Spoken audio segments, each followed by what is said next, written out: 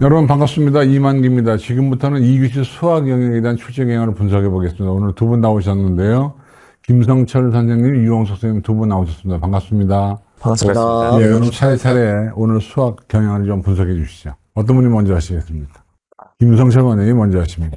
일단은 뭐 이번 난이도 먼저 좀 분석을 해봐야 될 텐데, 작년 수능 기준으로 이제 분석을 했을 때는 작년 수능보다는 이제 공통 영역은 조금 쉬웠다라고 볼 수 있고요. 그 다음에 나머지 선택 과목은 뭐 비슷하거나 미적 같은 경우는 살짝 어렵지 않았나라는 생각이 듭니다. 그 다음에 이제 올해죠. 올해 이제 6월, 9월 모의평가 대비 이제 비교를 해보자면 9월 모의평가가 워낙 쉬웠었죠. 예, 쉬었다 보니까 전체적으로 그때보다는 조금 어렵게 이제 출제가 됐었고요.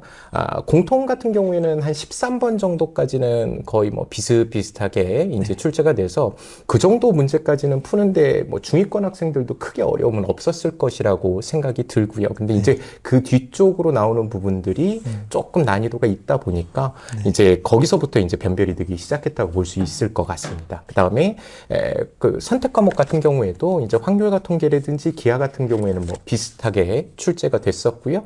그 다음에 미적 같은 경우에는 조금 어렵게 출제되지 않았나 싶습니다. 네, 그 다음에 올해죠. 올해 6월 기준으로 이제 얘기를 하자면, 올해 6월에서는 전체적으로는 좀 비슷하게 출제가 됐는데, 올해 6월보다는 조금 느낌상 좀 쉽지 않았을까라는 생각은 좀 들어요. 그러니까 올해 6월보다 조금 쉽었다라고 느낄 수 있는 요소들이 이제 공통 부분에서 나오는 거거든요. 그러니까 아까 말씀드린 것처럼 13번까지의 문항들이 다소 쉬웠기 때문에 아이들이 이제 체감상으로는 조금 쉬웠다라고 느낄 수 있는 요소들이 있었습니다. 그리고 그에 반해서 미적분이 조금 어려운 느낌이어서 전체적으로 봤을 때는 조금 쉬워질 것 같은데, 이제 그거는 이제 점수가 좀 발표가 나봐야 정확하게 알 수 있겠죠. 예, 그러면 유홍석 원장님 어떻게 생각하십니까? 생각이 거의 동일하고요. 미적분에 대해서 한 번 더 언급을 드리면은 27번부터 너무 난이도가 확 올라갔었습니다. 3점짜리임에도 불구하고 체감 난이도 어려웠기 때문에 미적 선택을 한 경우가 좀 유불리가 있지 않은가라는 생각이 듭니다. 네, 이상입니다. 그러면은 전반적으로는 작년 수능하고 비슷하거나 다소 쉽거나. 예, 맞습니다. 근데 어디는 또 어렵다는 데도 있고 쉽다는 데도 왔다 갔다 해서. 그게 어떤 느낌으로 받아들이느냐에 따라서 조금씩 다를 것 같습니다. 그러니까 13번까지는 확실히 조금 쉬운 편에 속하고요. 13번 이후의 문항들이 조금 어려운 상태여가지고, 네, 그 어느 포인트에 초점을 맞추느냐에 따라서 다르지 않을까 싶습니다. 그럼 정리해보자면 9월보다 확실히 어렵고, 예, 맞습니다. 네.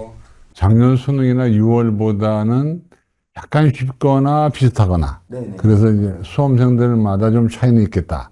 근데 어쨌든 미적분이 이렇게 되면서 상위권 변별은 이루어졌다. 네, 맞습니다. 일각에서 걱정하는 것처럼 변별력이 없다는 아니고 변별력은 있다. 이렇게 정리할 수 있겠네요. 그러면 이제 앞으로 우리 고1, 고2 예비 수험생들이 어떻게 공부를 해줘야 되겠습니까? 거기에 대한 말씀을 좀 한마디씩.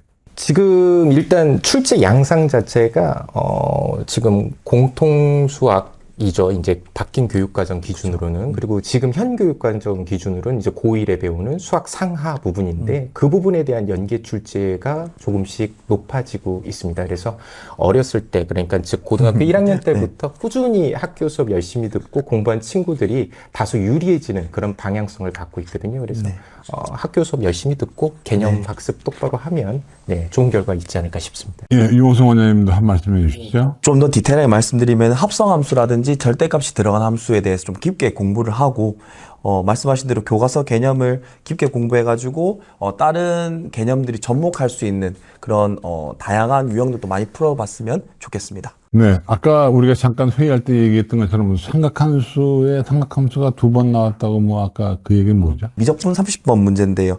기존에는 삼각함수 안에 다항함수라든지 또는 지수로그 함수가 합성된 경우는 있었지만은 삼각함수 안에 삼각함수가 합성된 경우는 처음이었습니다. 그래서 이게 변별력이 굉장히 있지 않았을까라는 생각이 들고요.